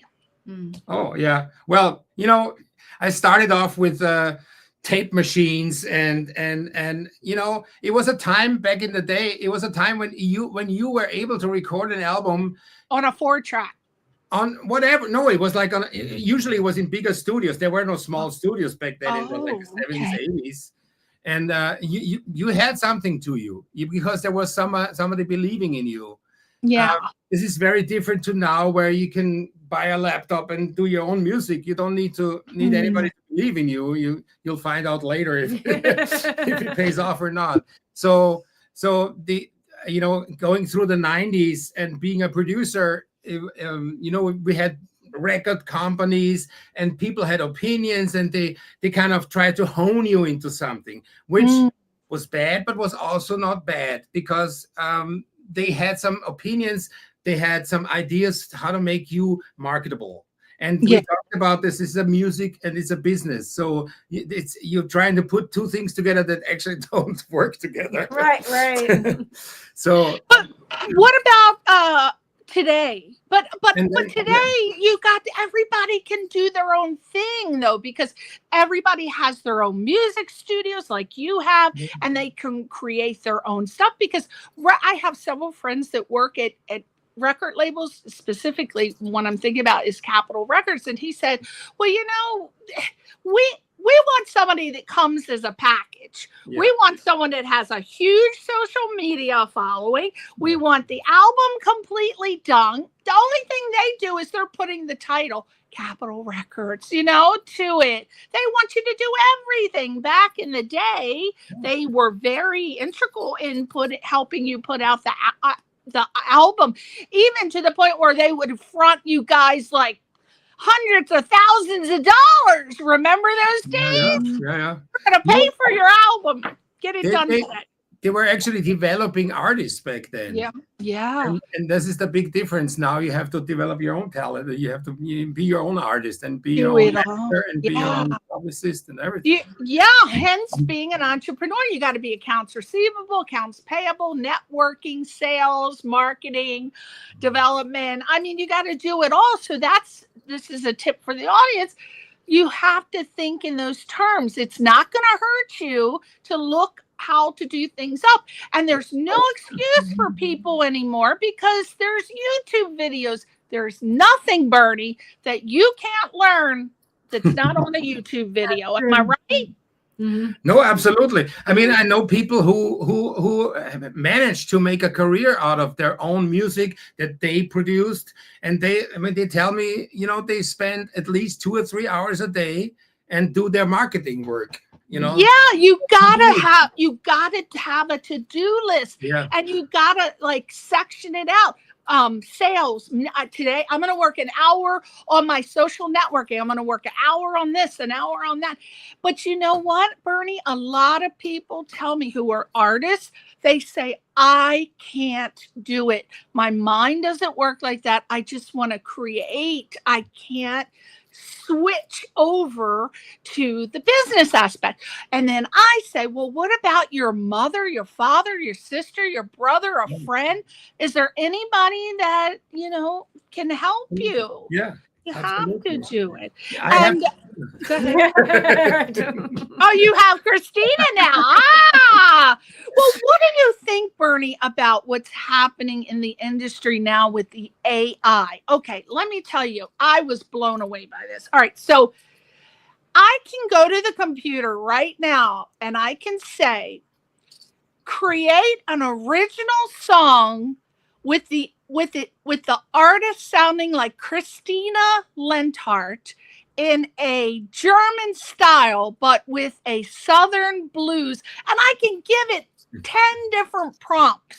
And within seconds, it will play me a song with original lyrics that sounds like Christina. Everything I ask for, it can produce it within seconds. What do you think of that? Well, it's scary, and it's also a blessing for some aspects of it. I mean, this goes also in the film industry. The same thing applies to exactly, and all this kind of stuff. There's good and bad about everything. And I actually, as an engineer, when I mix or when I master my music or our music, I also use AI for it. There's a software that suggests something to me that it thinks it sounds better, and then I disagree or not, and then I tweak it. So it does help in certain aspects. I mean, I think it's fantastic, especially for someone that doesn't have your experience, Bernie, with the music theory and being able to play the instruments. I, as a regular old person, can create a song with a vocalist that sounds like Christina, and I can just play it for my enjoyment. Now, here it comes, people. As we were talking earlier about the business aspect, right now there is hair being pulled out and fighting going on because this being a new technology, who owns the rights? If you create it on Microsoft Copilot, who owns the rights to it? I have no idea how that's going to pan out. Yeah. That's going to be a hot mess. But I was blown away, Bernie. Oh yeah, give me a Theremin hot mess sound. Yes. But it is coming around the bend, but you can't avoid it. And I actually feel really bad for bands that barely have any gigs as it is. It's really bad for the everyday musician. I mean, I got a friend that's accepting like $50. How can you live? But this is all that's being offered because they are hiring DJs. Yeah. But now they don't even need to hire a DJ. They can just ask AI to pull up a song set list. It's getting scary, Bernie. It's also really hard to exciting.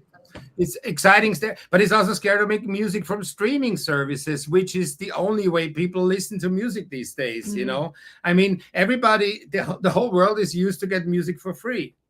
And but all this here doesn't come for free. Right. So this is the big discrepancy, and it's really hard. And the budgets are not what they used to be, and maybe for a A-list artist, but something like us, we're just trying to make it work. Well, I was flipping out when Napster came along, but do you know that Napster is the creating vision for what is now streaming services? Yeah. I watched a documentary on that. I couldn't believe it. Yeah. Those two guys, they created Napster. They thought they were doing a good thing. They were giving away the music for free. But, of course, they shut them down. They were only up like a year. But I thought they were up longer. But no, it turns out a year. But from that, somebody came up with the idea, hey, I guess Steve Jobs maybe came up with the idea, hey, let's start I can't remember. Well, anyway, one of the guys from Napster, he teamed up with Zuckerberg, and they started a streaming service. I think Spotify, but don't quote me on it. But that's how we ended up with the streaming service from the idea. So maybe something good, Bernie, will come out of it from the AI. We are in the midst of it. So something good came out because lots of people can listen to lots of music and don't have to pay for it. I know. Who the hell wanted to buy the whole album, Bernie? Remember when we'd like one song, we'd have to buy the whole album. But now the streaming, we just buy, one or two or three. So listening habits have changed considerably. Right. Yeah. I would say most A-listers, you're talking about, most A-listers already come with money. They already come from a lot of money and they put a lot of money into it. So it's harder to monetize now. Yeah. But what so many people are doing, where the money comes from now, is merchandise. I mean, and this was a while ago. This is before AI that they talked about. Britney Spears didn't make any money off of her albums, but she made a fortune off of her merchandise, her image. And I think they said that Madonna told her, hold on to your image. And your image, and because all those backpacks and stickers that were in folders that were sold with her face on it.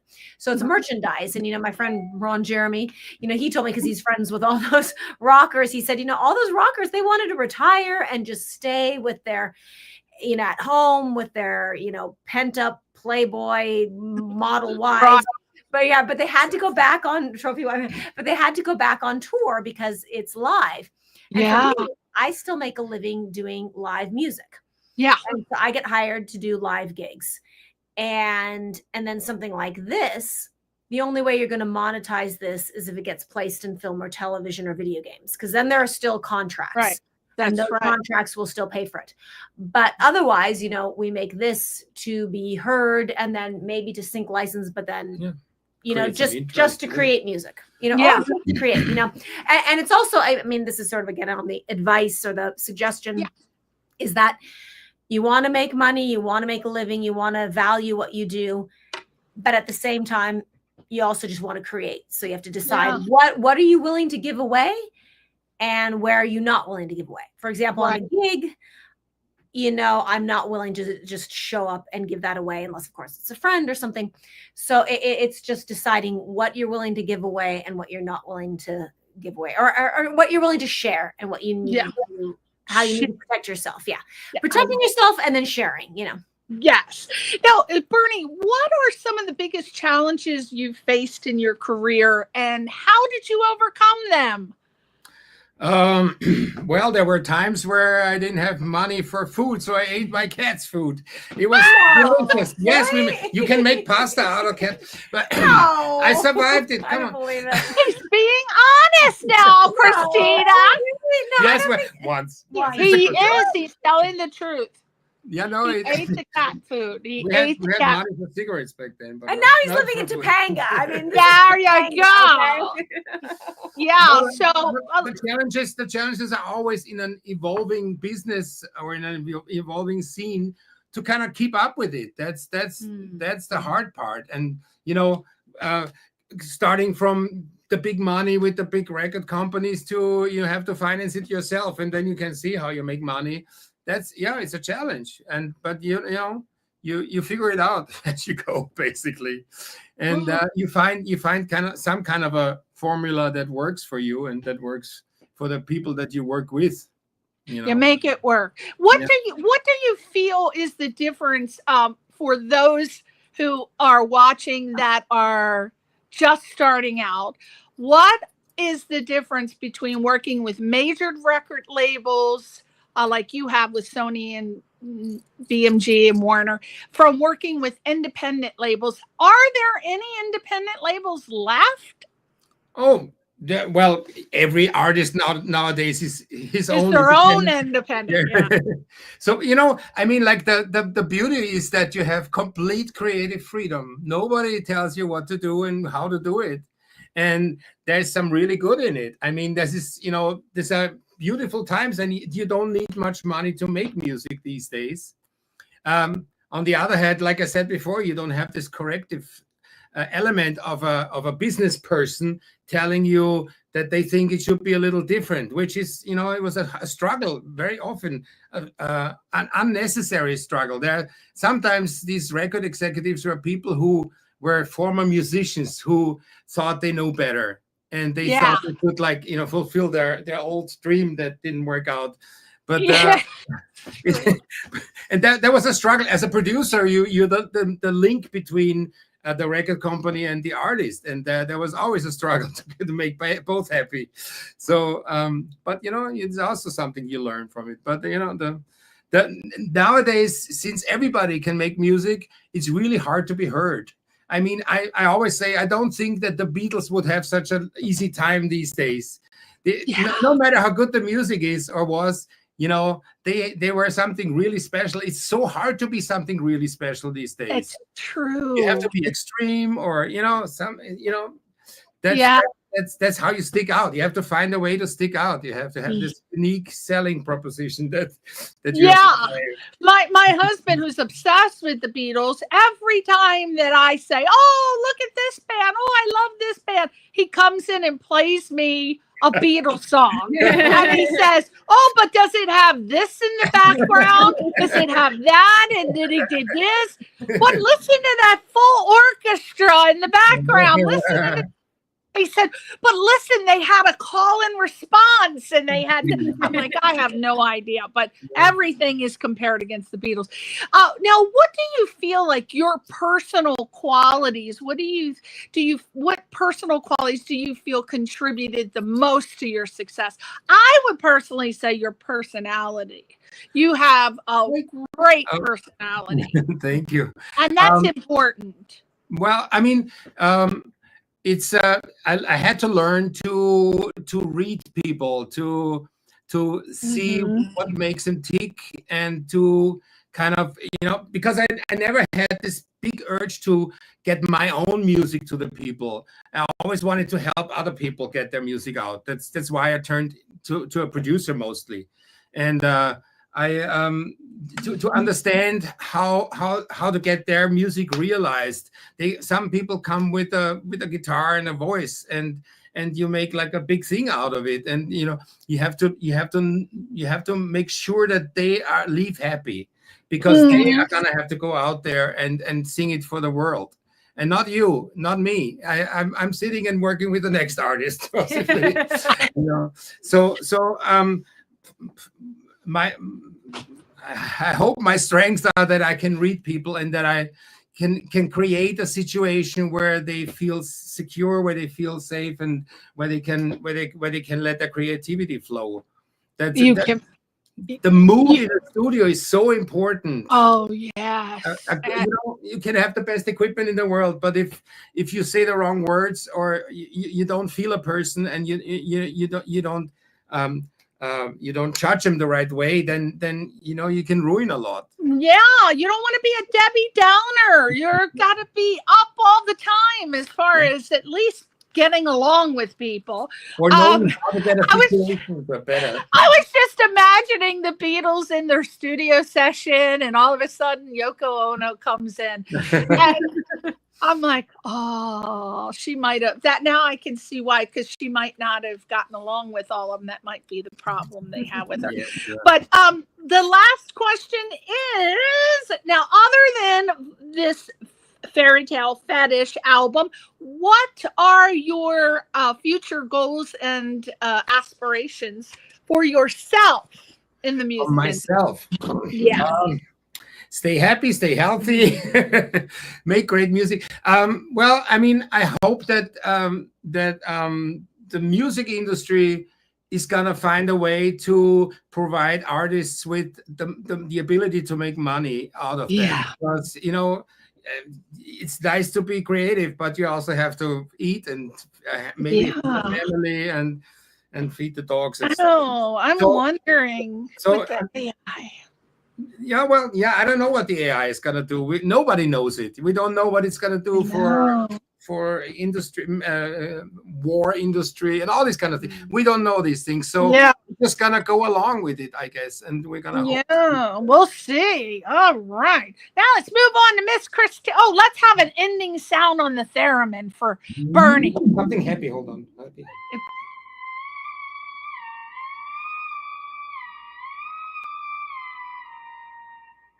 Oh,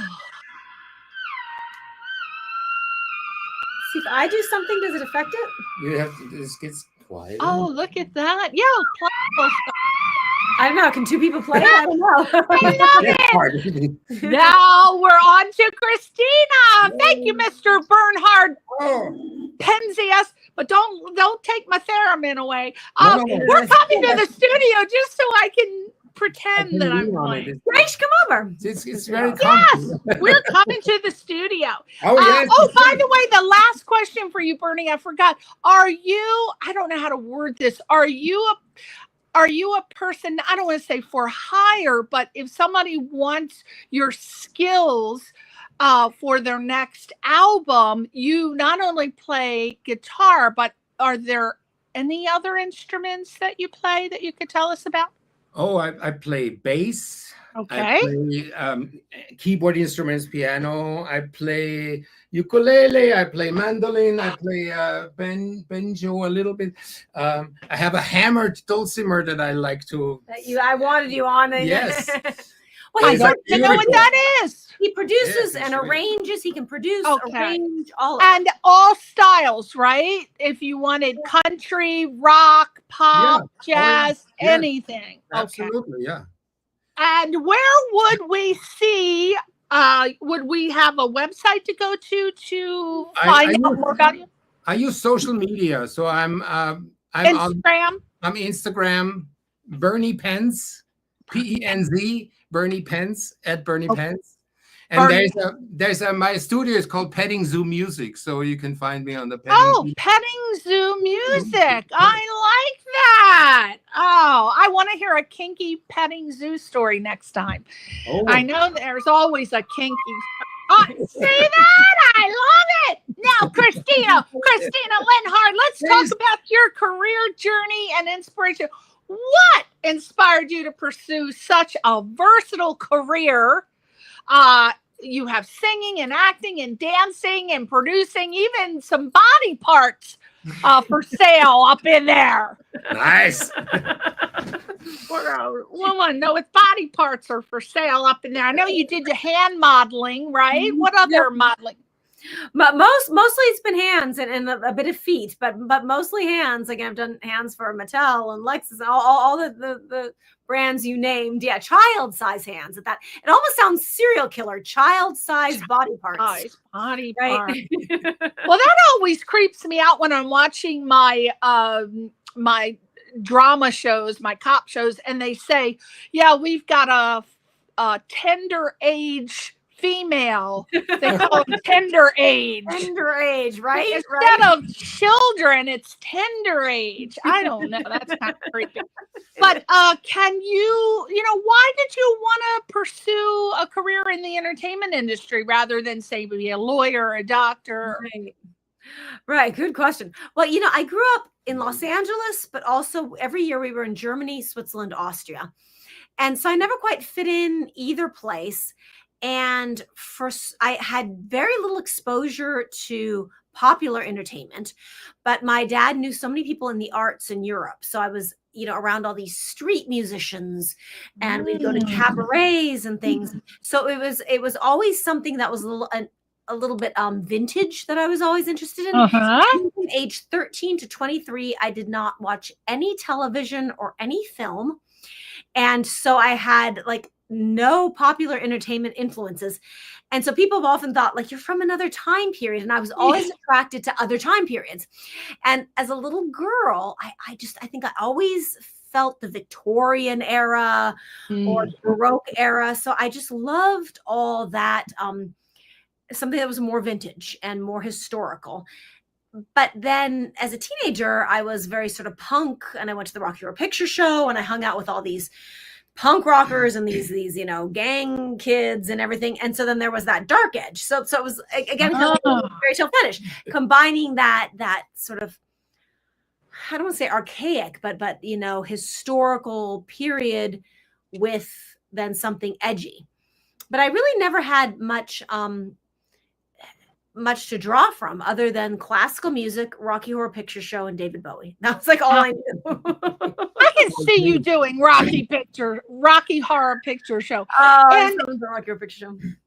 What are how now you do classics, you do cabaret, you do it all. How did your classics to cabaret act come to be, and what makes that unique for the audience?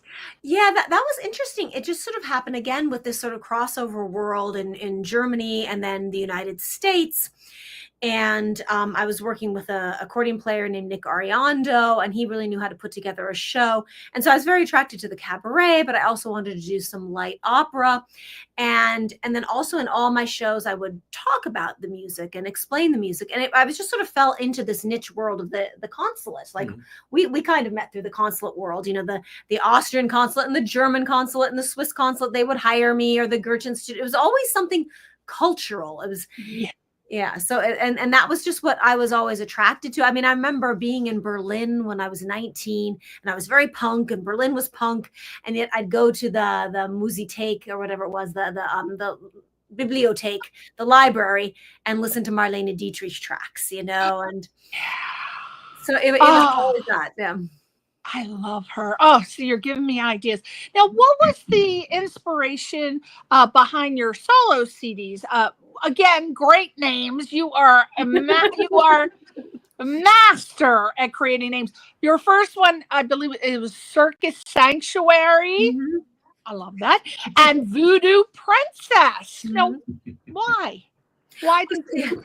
So I was always attracted to like the carnival and the circus stuff. And like we saw a lot of that in Europe, the street performers, the buskers. And I didn't see a lot of that in the United States. And it's interesting because on my American side, my family, they were sort of petty bourgeois pharmacists. But we found out with the dawning of the internet that my great-grandparents, who were these pharmacists, were actually medicine show hacks turned pharmacists. And I realized that makes sense why with all this classical training, I still wanted that carnival. I was carny. And then coming to the United States, then back in the United States and going to school and searching for that carnival, I came across the Fools Guild and all my friends in the Fools Guild. And Tuba the Clown was King of Fools that year. And we did a play together. And then I realized vaudeville does live.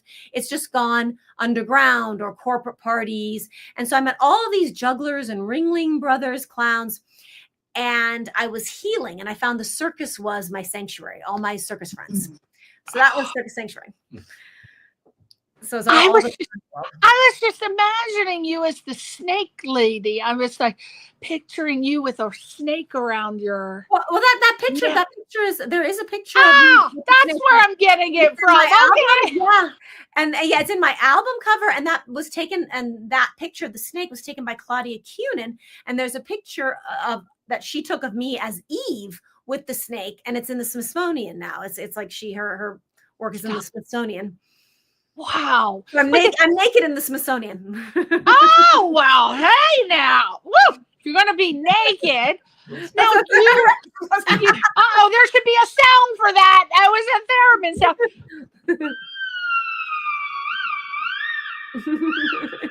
See that?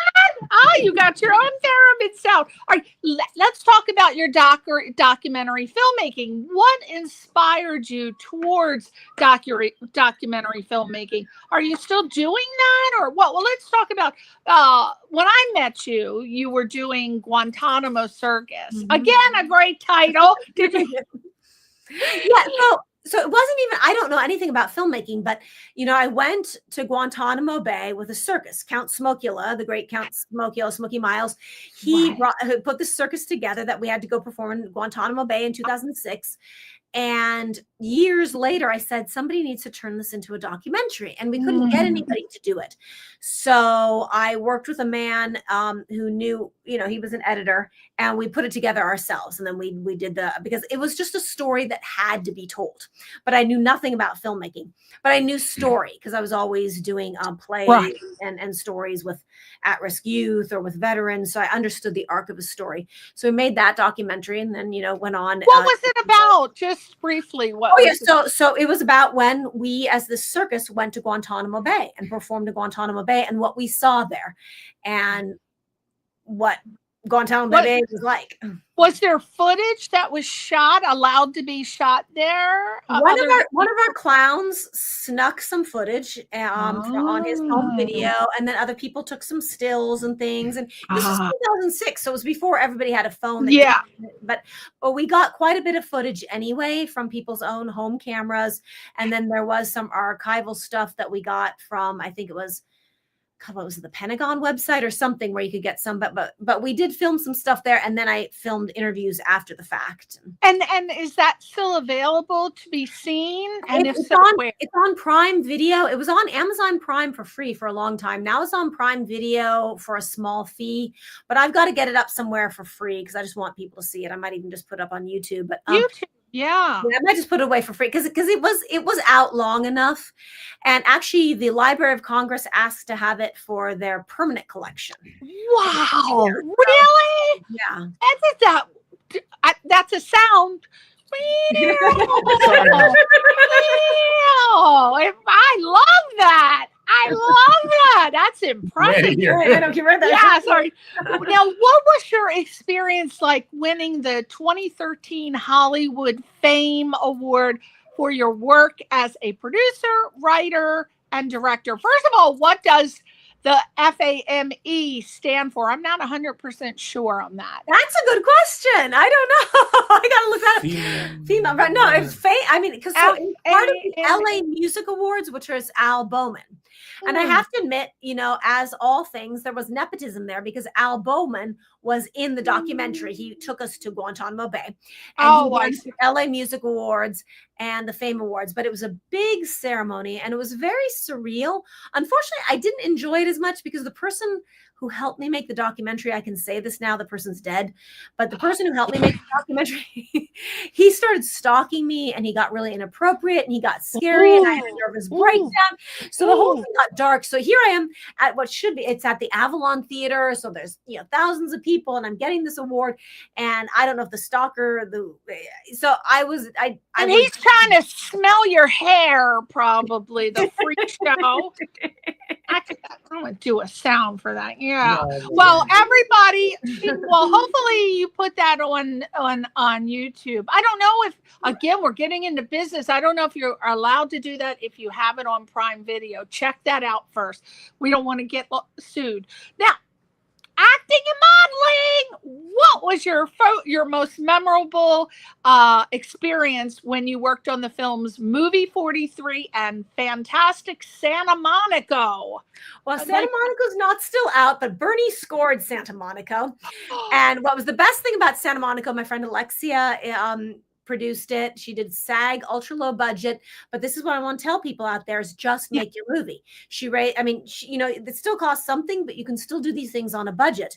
And what was great about it is that some of my scenes, because I play the fortune teller and the healer, some of the scenes were filmed in my house. And so it was great to wake up and go down and costume and makeup is already in my living room, ready to go.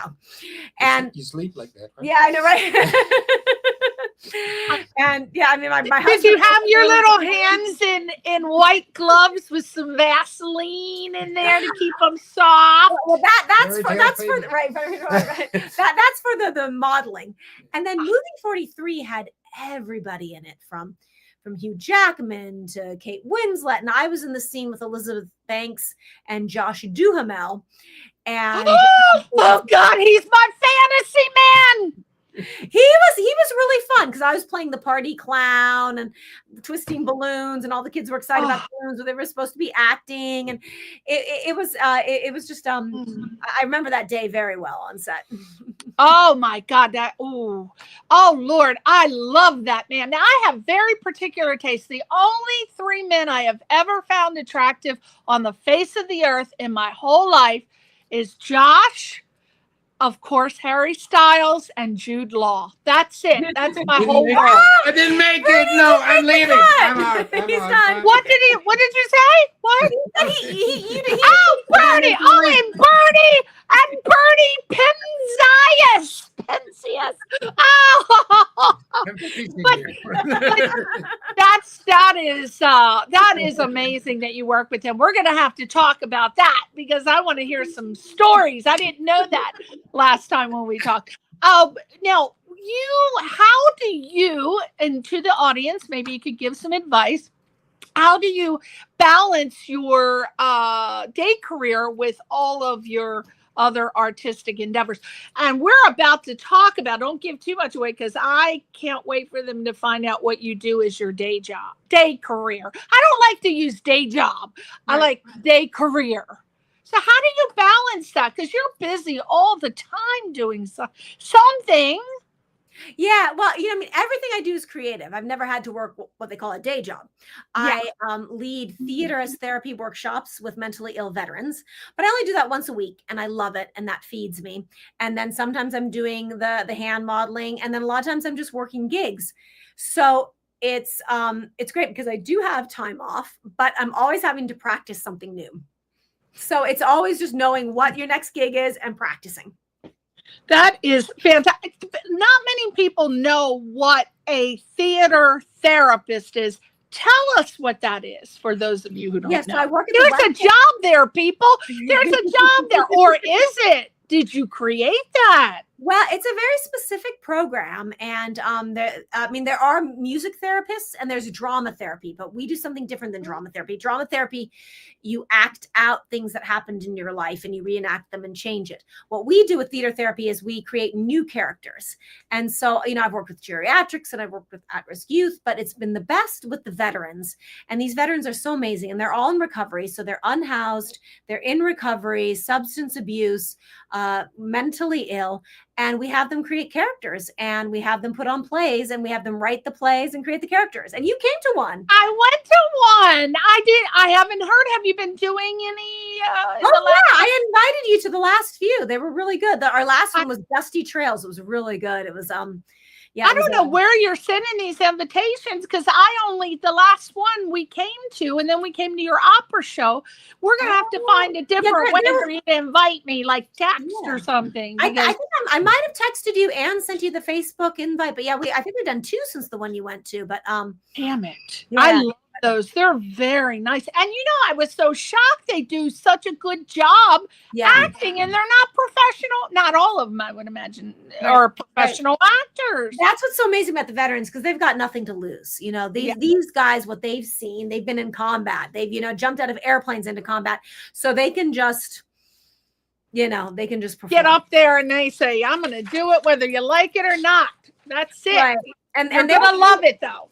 Yeah, and they'll say that for once, they don't have to be their past. They don't have to be their trauma. They don't have to be their PTSD. They can imagine a new life. New character, yeah. Yeah, it's wonderful. I would highly recommend, if you ever see an invitation from Christina, that you go, because these are fantastical shows. Okay, thank you. That warranted a therapist. So we are about to end the show by playing the MP3, the songs. Why am I calling it MP3? The songs. We're going to close the show out. It has to come in. We're going to play Scarborough Fair, because if I don't make it within 2 hours, the YouTube won't play my short, and I want this to become a highlight short. So let's go over the social media sites. Instagram at Volxtronic, VOLXTRONIC.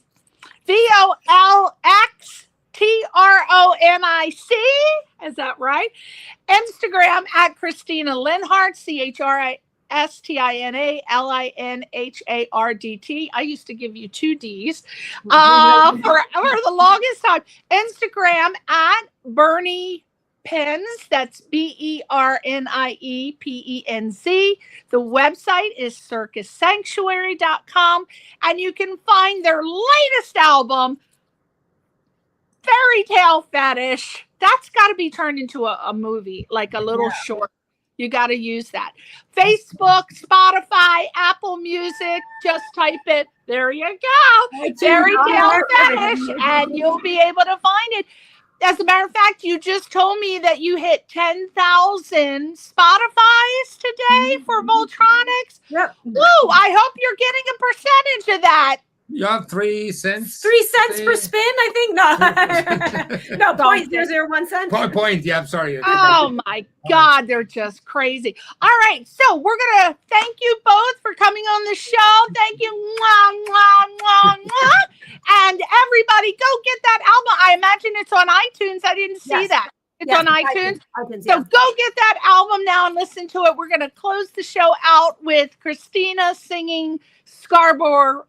I can't even say that damn word. Scarborough Fair, and it's fantastic. Listen to it and go to their sites and give them a little thumb. We don't need a little thumb, not a finger anymore. That was the 70s. We need a thumb now.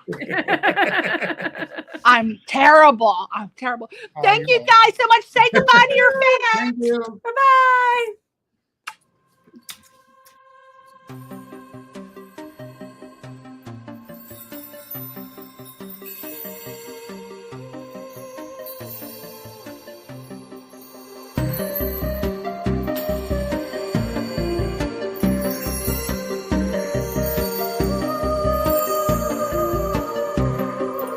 Are you going to Scarborough Fair? Parsley, sage, rosemary, and thyme. Remember me to one who lives there. She once was a true love of mine.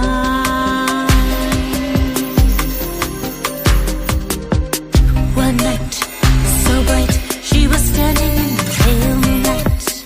I tried to fight, but I couldn't let her out of my sight. She looked my way, I couldn't help but follow her, and those secret words to me. Are you going to Scarborough Fair? Parsley, sage, rosemary, and thyme. Remember me to one who lives there. She once was a true love of mine. I play the game, knowing that I'll never be the same. I aim in vain, my desire drives me insane. She looks away, there's no way to follow her, and her secret words to me. Are you going to Scarborough Fair? Parsley, sage, rosemary, and thyme. Remember me to one who lives there. She once was a true love of mine. True love of mine. True love of True love of mine. true love of True love of mine. true love of True love of